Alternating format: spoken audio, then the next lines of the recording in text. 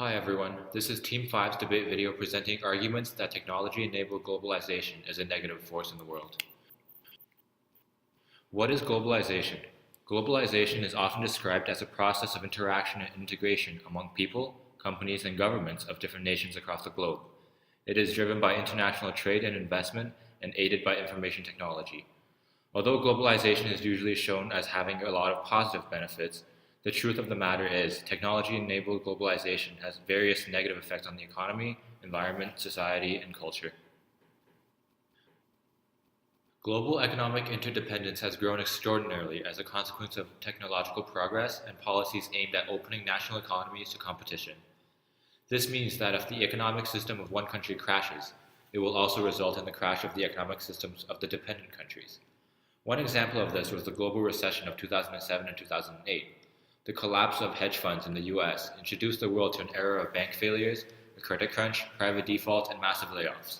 In a globalized world of closely interdependent economies, the crisis heavily impacted countries relying on America. Although globalization allows for trading and investments at a global scale, it is much less robust than the individual self-sufficient economies. To fully understand the impact of globalization on economy, we must look at the rates of economic growth on a global scale.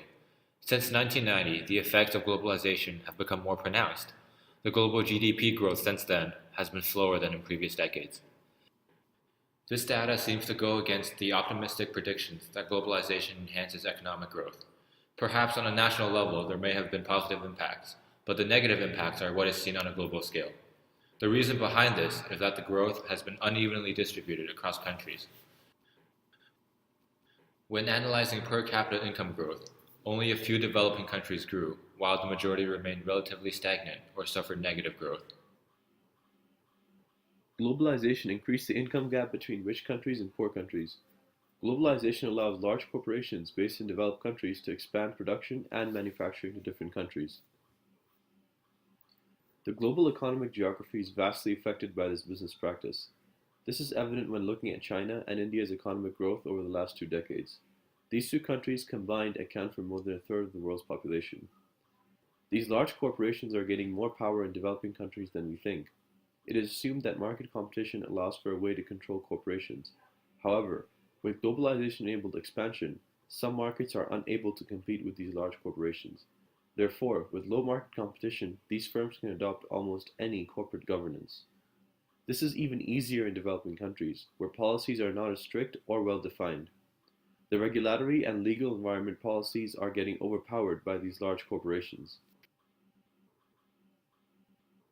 Globalization brings with it severe competition for companies based in developed countries. These companies are unable to compete against the lower cost structure of the companies based in developing countries. As a result, these companies outsource work to developing countries with cheaper cost of labor. This results in smaller companies that cannot outsource their labor to shut down. Technological advancement has aided this outsourcing process. The growth in electronics used for communication and information management meant that goods, services, and people could be managed from anywhere around the globe, thus enabling businesses to more easily move their operations to exploit cheap labor sources. This led to people losing their jobs and higher unemployment rates in developed countries. A lack of employment opportunities also leads to a weaker domestic economy in the long run. The increase in US unemployment rates beginning in 2001 is a clear evidence of this trend. Beginning in the mid to late 1970s, US firms began to face dramatically increased competition from around the world. To compete, American companies sought to lower labor costs, in part by outsourcing work to lower wage countries. This outsourcing process is not ideal for developing countries either. Even though the number of jobs is rising, it comes to an expense of low wages and poor working conditions. Globalized competition has led countries to compete for investment by offering low investment, high benefit options to large corporations. As a result, workers are forced into accepting lower pay and bad working conditions in order to compete with foreign labor markets. This trend was initially noticed in 2010, when 18 workers of Foxconn, the world's largest electronics manufacturer at that time, committed suicide by jumping from the company building. Further investigation into the company revealed that Foxconn workers were regularly working long hours in a stressful and bad working environment for really low wages. Most workers were getting paid only $2 an hour for a 60-hour work week. This is terrible in comparison to an average North American worker who gets paid $23 an hour for a 40-hour work week. Another impact on society is the migration of talent. As a part of globalization, modern communications have spread an awareness of the difference between countries, resulting in a higher demand for migration to richer countries. Barriers to migration have been increased in richer countries, leading to brain drain. Brain drain is the immigration of intelligent, well-educated individuals to go somewhere else for better pay or conditions, causing the place they came from to lose skilled people, or quote-unquote, brains. Developing countries tend to be affected the most by this issue. A good example of this are tech giants like Microsoft, Apple, Google, or Facebook, poaching talented professionals from developing countries like India by enticing them with higher pay and better living standards. This negatively impacts developed countries as they lose skilled labor force, which is vital for the development of the society and country as a whole. This further widens the gap between developing and developed countries. Due to globalization, air, sea, and land transport networks continue to expand in reach, speed of travel, and volume of passengers and goods. Research indicates that globalization of the world economy has resulted in a shipping traffic increase of over 27% since 1993. An increase in this process exposes the respective populations to foreign infectious diseases. Depending on the strain of the virus and the medical infrastructure of a country, these diseases can possibly develop into a pandemic. A recent example of this is the spread of influenza in China in 1957, and from there across the globe within the span of 6 months. To this day, influenza epidemics continue to occur regularly due to the movement of the virus through global transportation systems. Perhaps a more serious ongoing problem is the spread of the AIDS virus.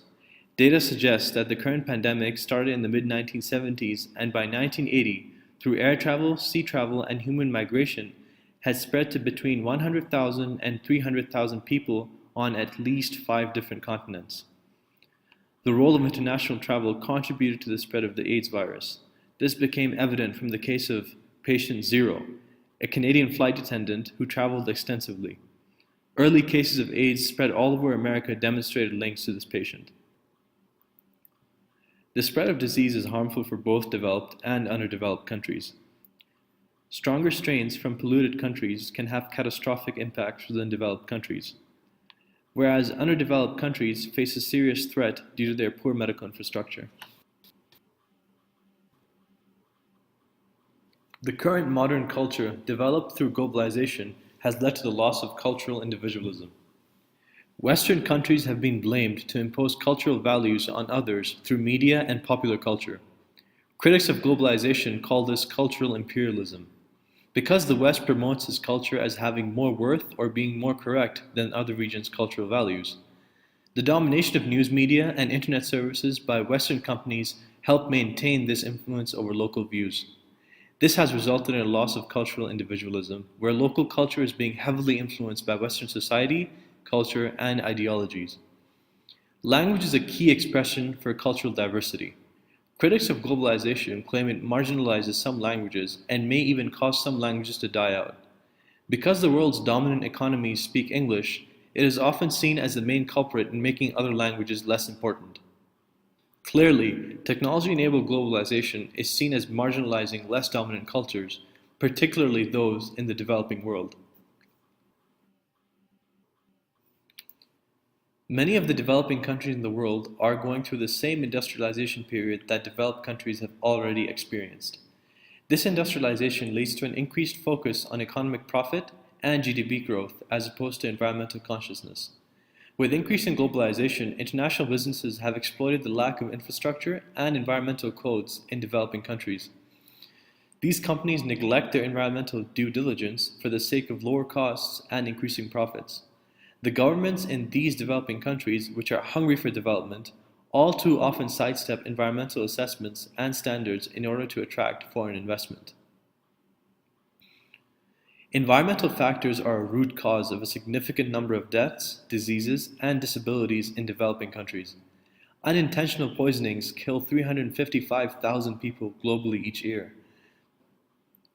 Two-thirds of these deaths occur in developing countries where these poisonings are directly linked to excessive exposure to toxic chemicals and pesticides present in occupational environments. Lead exposure kills more than 230,000 people per year and causes cognitive effects in one-third of all children globally. More than 97% of these affected live in developing countries. The decreased costs of assembly electronics by outsourcing have led to a decrease in consumer pricing. This has enabled the majority of average global citizens and companies to purchase more computing devices. Logically, this increase in IT consumerism has led to an increase in e-waste. Many developed countries ship their e-waste to developing countries where the electronics are burned to recycle precious metals.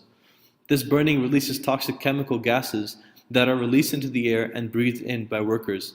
There is currently no major solution to this growing problem.